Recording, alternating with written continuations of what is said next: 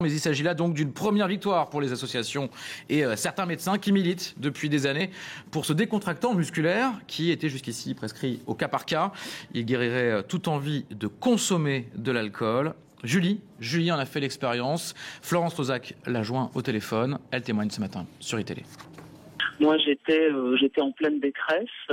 J'ai été voir des médecins. Je leur ai parlé de mon alcoolisme. Ils n'avaient absolument rien à me dire en face, si ce n'est c'est un effort. Or, faire un effort quand on est alcoolique, ça veut rien dire parce que forcément, c'est un emprisonnement. Je me suis renseignée sur le baclofène. J'en étais à boire jusqu'à 4 bouteilles de vin blanc par jour. Quand j'ai commencé le baclofène, les premiers effets se sont fait ressentir très rapidement. Donc je suis passée en 2 semaines, je dirais, de 4 bouteilles à 1 bouteille. Là, je souris au moment où je vous parle parce que ça fait 1 an que je suis totalement guérie de l'alcool. Bonjour docteur Renaud de Bourpère, merci d'être ce matin sur iTélé. Vous êtes médecin, chef du pôle psychiatrie à l'hôpital Paul Giraud de Villejuif. Vous avez beaucoup travaillé sur ces questions, auteur notamment d'un ouvrage qui s'appelle Vérité et mensonges sur le baclofène aux éditions Albin Michel. On vient d'entendre ce témoignage qui est édifiant. C'est le remède miracle, le baclofène? J'utiliserai pas le mot miracle, simplement on a trouvé une molécule qui rend les gens indifférents à l'alcool. Ça a été une découverte tout à fait extraordinaire. Comme vous l'avez dit, il y a 130 morts par jour dues à l'alcool. C'est une maladie terrible. On meurt de cancer, de cirrhose, de choses, c'est épouvantable. Il y a 6 millions de buveurs excessifs ou d'alcooliques en France. Ces personnes se détruisent. 10% quasiment de la population. Quasiment 10% de la population, ouais. Donc on trouve une molécule qui marche.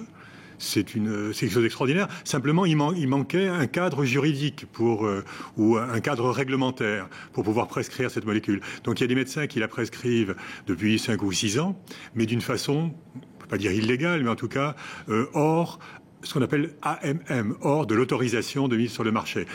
Justement, qu'est-ce que ça change, justement, cette autorisation? Certains médecins le prescrivaient, d'autres pas. Il y en a qui craignaient des risques de prescrire ce médicament, c'est ça? Alors, c'est un médicament qui est assez bien toléré, qui ne pose pas de gros problèmes de tolérance.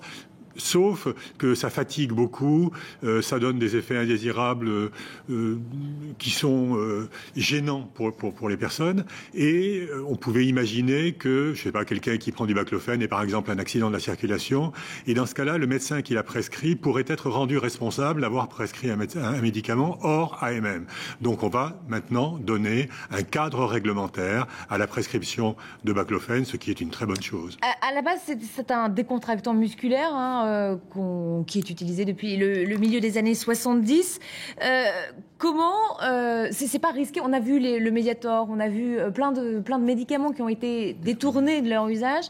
Est-ce qu'aujourd'hui, c'est pas risqué d'utiliser un décontractant pour lutter contre un autre problème? Alors d'abord, ça l'est plus, puisqu'il va y avoir un cadre réglementaire. Ensuite, ça n'a rien à voir avec le Mediator. Si vous voulez, le Mediator était une molécule toxique pour l'organisme et qui avait été prescrite hors AMM. Là, on a un médicament qui n'a aucune toxicité, mais qui, au contraire, sauve des vies.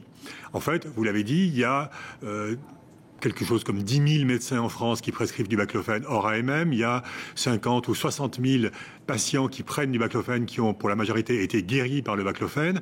Donc c'est une sorte d'histoire Mediator à l'envers. En fait, on n'autorisait pas un médicament qui guérit, alors que le Mediator, on autorisait un médicament qui avait des effets toxiques. Enfin, sur le baclofène, vous le disiez, ça fait un moment que ça a été identifié par des médecins comme pouvant aider à lutter contre l'alcoolisme. Pourquoi on a mis autant de temps à obtenir cette autorisation?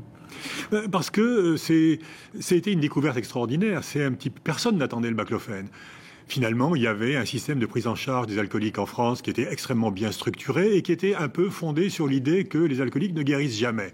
Donc on avait fait un gros système de prise en charge, de suivi des patients, très lourd, mais on ne pensait pas que les patients allaient guérir. Il n'y a pas eu un peu de lobbying aussi?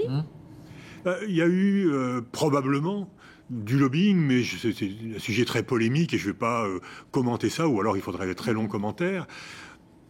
Non, il fallait un cadre réglementaire. Ce cadre réglementaire va arriver, tant mieux, tout le monde est content, et les médecins vont pouvoir prescrire tranquillement du baclofène, alors qu'avant ils étaient un petit peu inquiets. Merci, docteur de Bourpère, d'être venu ce matin dans le 6-9 d'ITélé. Une histoire à présent, une histoire d'un peu le pot de fer, le pot de terre contre le pot de fer. La Cour